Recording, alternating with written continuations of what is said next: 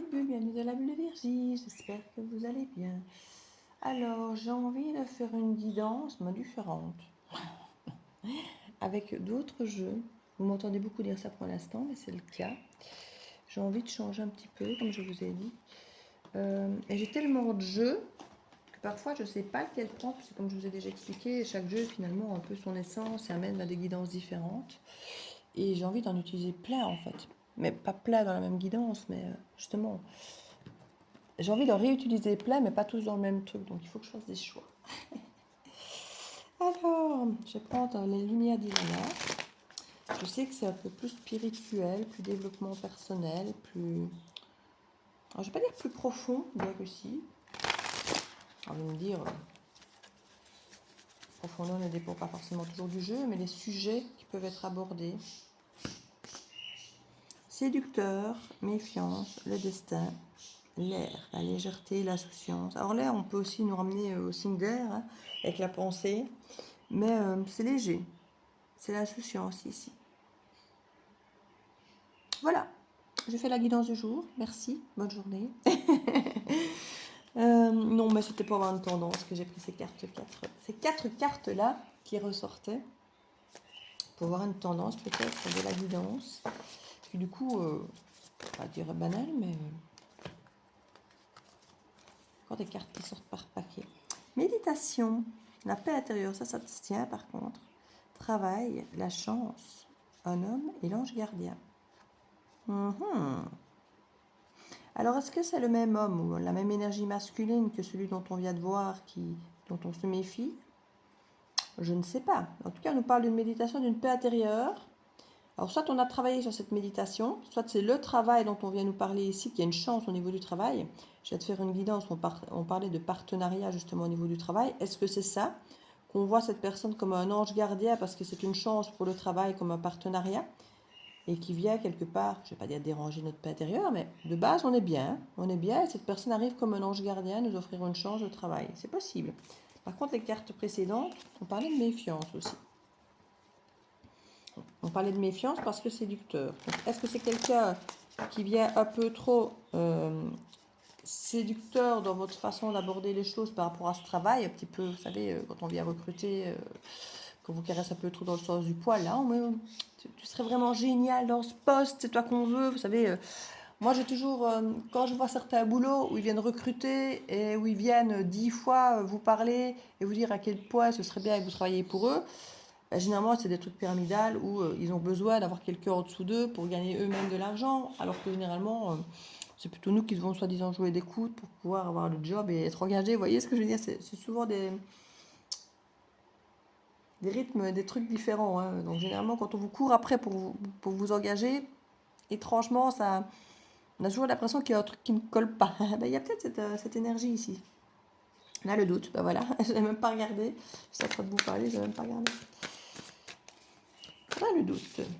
Pourtant, vous étiez avec une sérénité, la méditation et la paix intérieure. Donc pourquoi l'espoir? Ah, quelqu'un vient vous ramener de l'espoir, ou vous ramenez de l'espoir. Peut-être pas toujours imaginer que ça vient de l'extérieur, l'espoir. Ça peut être vous qui vous remettez du baume au cœur, de l'espoir et tout et tout.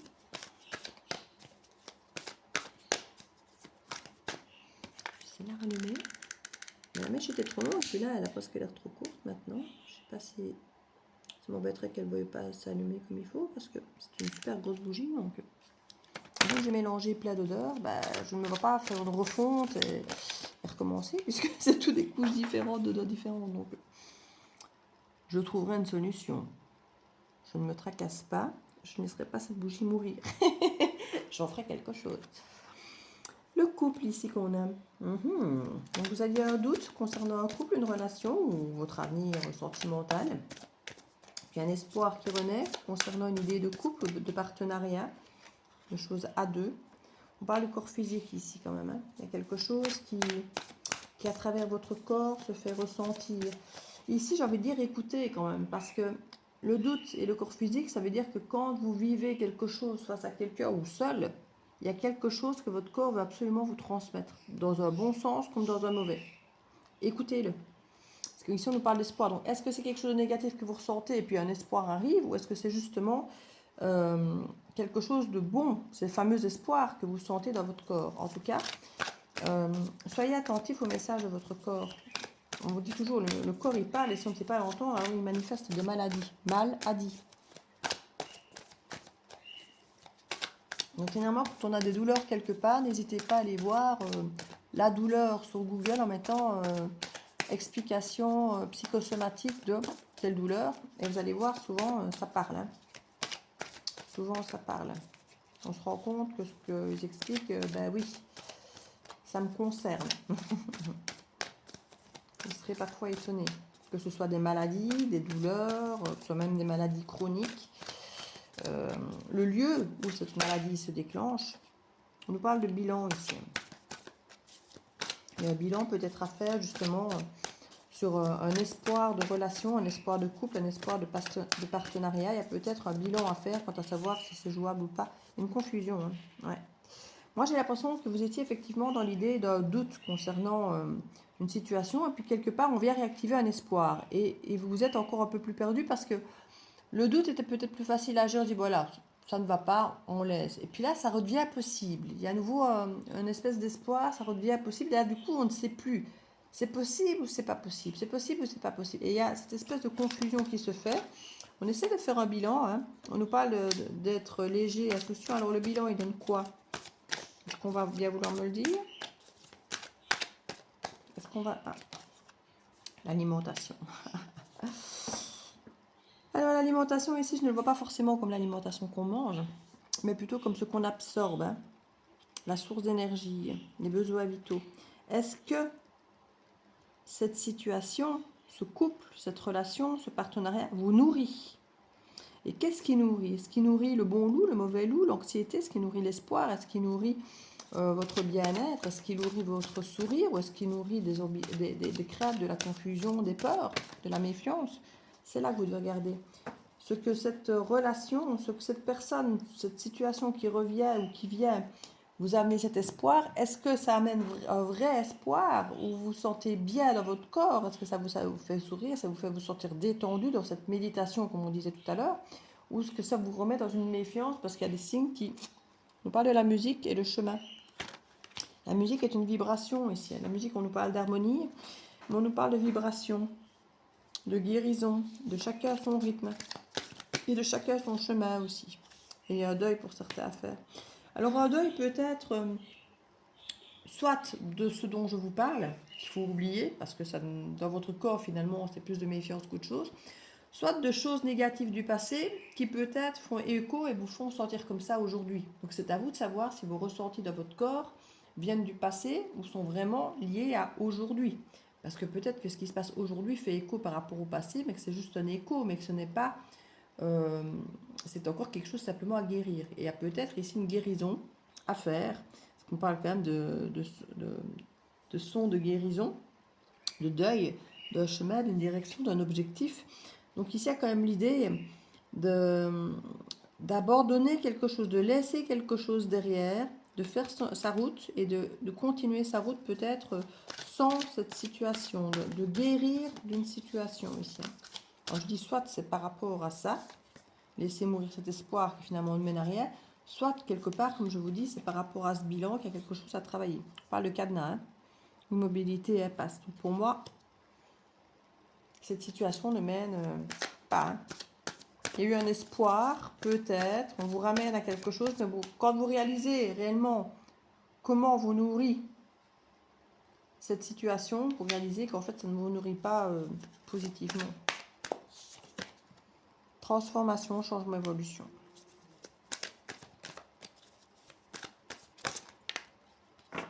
Ouais, la séductrice qui ressort du séducteur tantôt. Union sacrée, corps astral.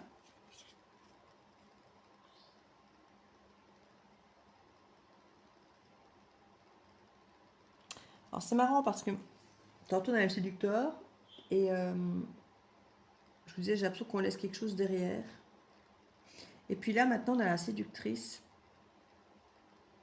avec l'union sacrée. Quoi. Donc on est quand même sur deux choses, je ne vais pas dire opposées, mais généralement qui dit séductrice dit, c'est comme le séducteur, on se dit oui non c'est pas stable, c'est pas fiable, on peut pas avoir confiance, c'est pas quelque chose de durable. Puis on a quand même l'union sacrée qui généralement nous fait penser à tout ce qui est flamme jumelle, âme sœur, où généralement on assiste parce qu'on se dit oui, si c'est ma flamme jumelle, donc pour certains on accepte un tas de trucs inacceptables, et ça je n'aime pas du tout le principe. Puis on nous parle quand même de corps astral ici. Le corps astral, on nous parle quand même d'âme, d'aura, de choses très puissantes, hein, qui vont parfaitement bien avec l'union sacrée. Hein. Donc il y a quelque chose ici que même si l'apparence a l'air légère, insouciante, pas forcément ancrée, pas très stable,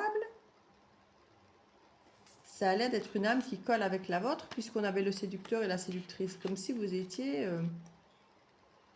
complètement en adéquation dans la même énergie et que finalement ça match.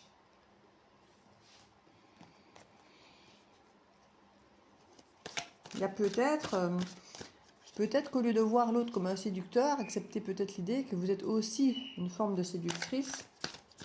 On parle d'énergie ici. Hein.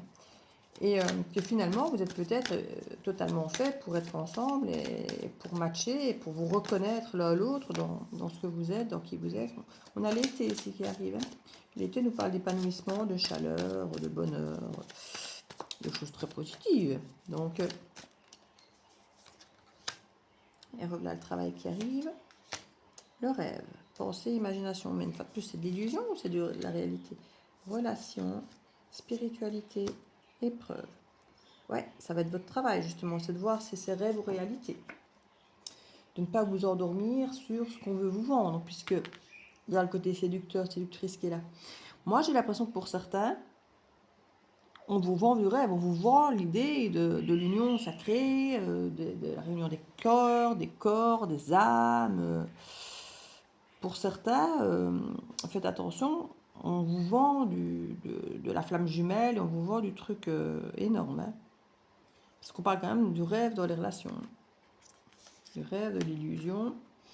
Et puis on nous parle de spiritualité et d'épreuve. Comme si on mettait votre spiritualité à l'épreuve, justement. Comme si on essayait de vous faire... Ça fait partie clairement du travail de 2025. Hein. C'est d'arrêter d'être naïf, d'arrêter de croire en ce qu'on vous baratine et d'un peu vous écouter, vous, dans vos ressentis, dans votre corps, justement. Et d'arrêter de croire que tout le monde il est beau, tout le monde il est gentil, d'accepter d'acheter tout ce qu'on vous vend. Ça fait partie du nouveau transit hein, avec le nœud nord, avec son axe poisson vierge. On doit arrêter d'être rêveur comme le poisson et d'être un petit peu plus pragmatique comme la vierge. Hein.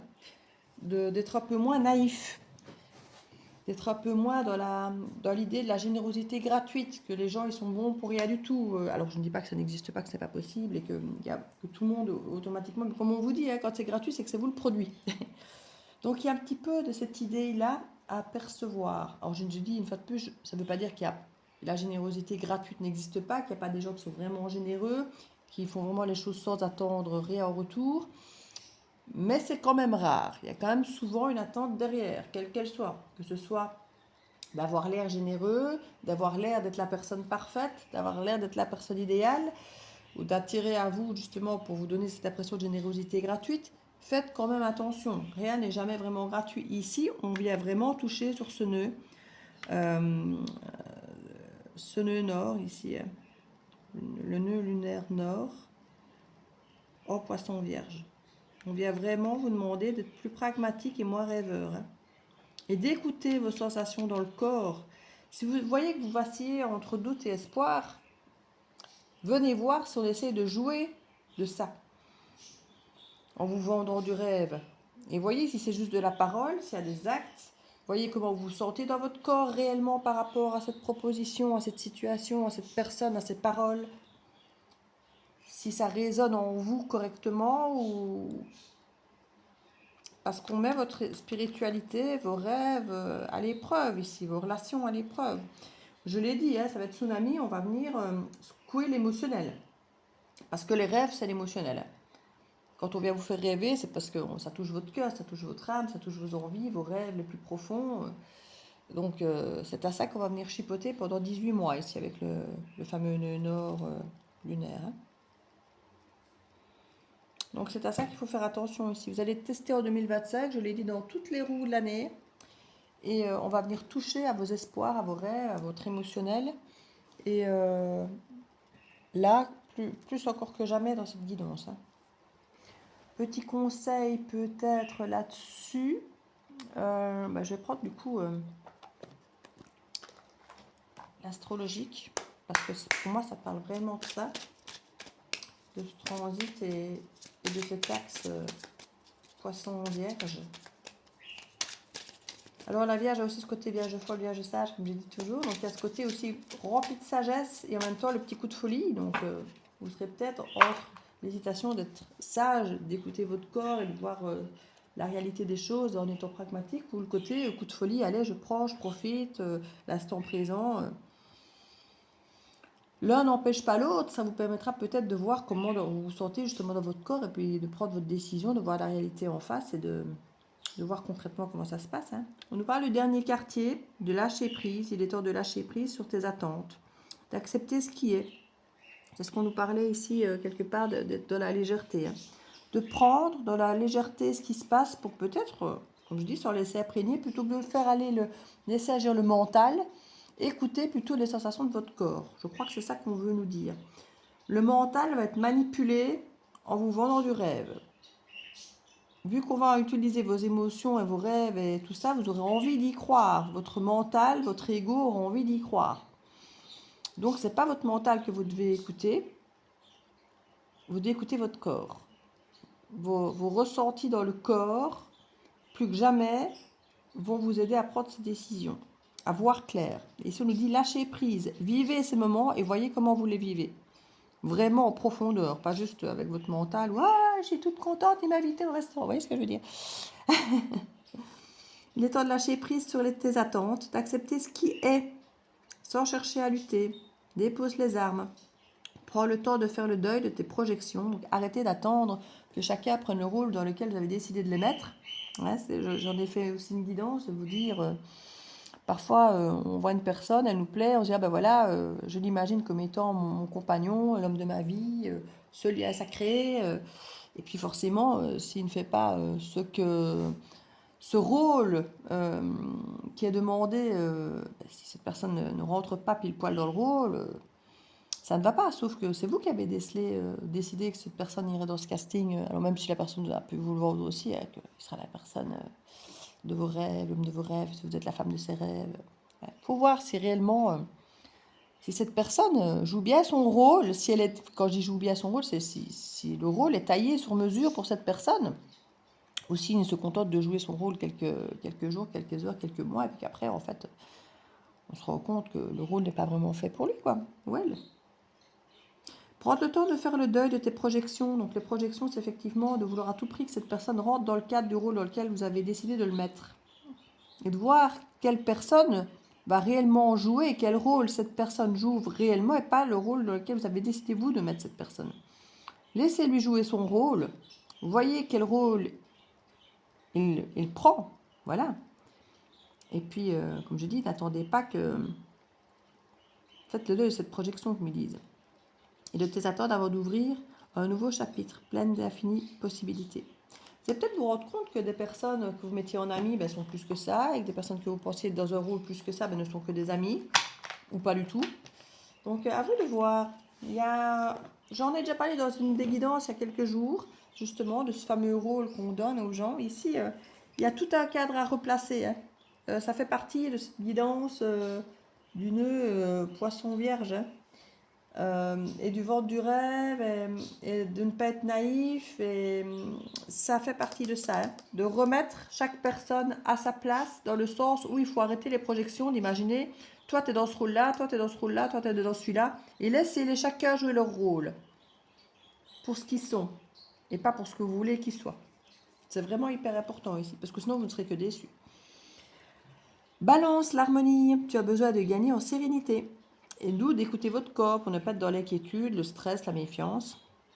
Entoure-toi de personnes positives et crée un environnement calme et apaisant. Si vous sentez qu'effectivement dans votre corps, les personnes ne créent pas le ressenti justement d'apaisement, de sérénité, c'est qu'ils ne sont pas dans le rôle que vous espérez d'eux, qui vous apportent plutôt un stress plutôt que de vous apporter un apaisement. Donc qui ne remplissent pas le rôle de la projection que vous aviez imaginé, quoi, je vais dire ça comme ça. Nourris ce que tu veux voir grandir, c'est la clé de l'harmonie. On reparle des loups de tout à l'heure. Hein. Je parlais des loups. Est-ce que ça nourrit le loup de la peur ou est-ce que ça nourrit le loup de l'amour, du bien-être? À vous de voir ce que vous voulez nourrir ici. Hein. Je crois que vous savez celui qui est bon pour vous. Hein. À vous de savoir un petit peu quand vous croisez quelqu'un, si cette personne a tendance à accentuer en vous ce loup blanc ou ce loup noir. Ça va être la question et peut-être la façon dont on va faire tomber les masques ici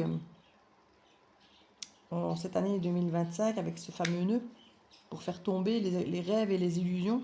Le poisson, c'est ça, hein, c'est rêve et illusion. Hein. Donc, ne tombez pas dans le piège. Vous allez tester.